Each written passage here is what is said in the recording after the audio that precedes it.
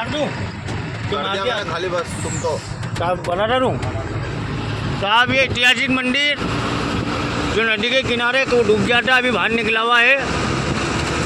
और ये आ गई है नदी, चंबल की नदी है ये। अरे नहीं गिरूँगा भाई, ये चंबल की नदी है। और यहाँ पर ये मंदिर उधर लो जल्दी लो, फिर मेरे को वापस देना मंदिर लेने के बाद। ये मंदिर है, आज जितने के लिए पूरा नहीं देगा इस मंदिर को, पानी इतना देगा इस मंदिर का।